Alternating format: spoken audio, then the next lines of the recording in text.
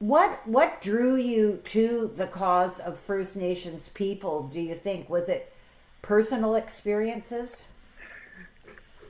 I think it was a variety of things.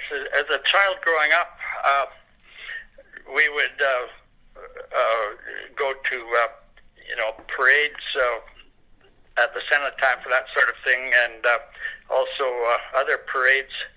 And the Blood Indian people lived nearby, and they would put on a display, and I was always fascinated with that as a child.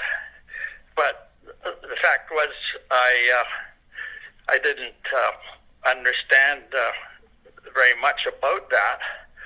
I found out later, due to research that was done by my daughter Judy, that part of my roots are actually Métis in Manitoba, and so I'm not sure just how I happened to become fascinated with Indigenous issues, but I was ever since I was a child.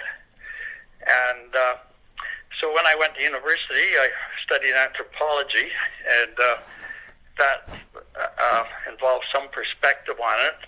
I became associated with some Indigenous people who were students at UBC, and we worked together to start up a group called the Native Canadian Fellowship. If my memory serves me correctly, and that was the first organization student organization at UBC that was working on mutual issues. So then, when I was ordained, shortly before I was ordained, I met Sharon, my wife, and my soulmate, and it turned out that I wanted to be appointed to an Indigenous community, and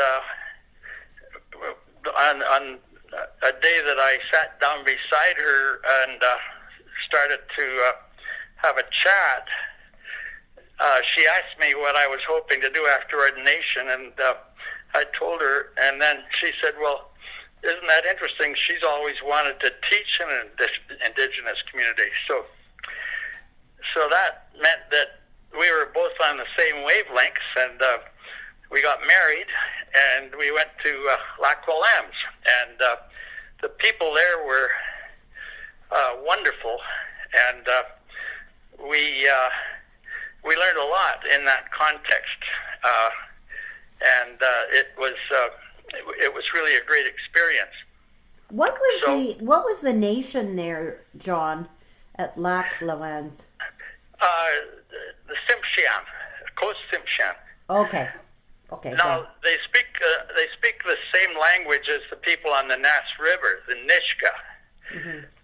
So, as history would have it, when I became the Minister of Aboriginal Affairs, I was responsible for the Nisga'a file, and we successfully negotiated with the Nisga'a the first modern treaty that grants them independence within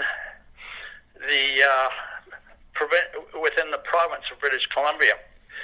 This was a process that was based on mutual recognition and respect, and the recognition meant that that things were done in the past in a way that was not properly handled by the administrators of the non-Indigenous component. And it's one of the things that again, I'm so very grateful for, is that on my watch we were able to negotiate the Nisga'a deal up and to the point of being an agreement in principle. And there was a celebration up at Niuayanch in the Nats Valley, and while I don't know many words of the Semeliach language, which is spoken both by the Nisga'a and the Tsimshian, I was able to say, when it was my turn to speak, I was able to say a few words of their language, and everybody got a big kick out of that.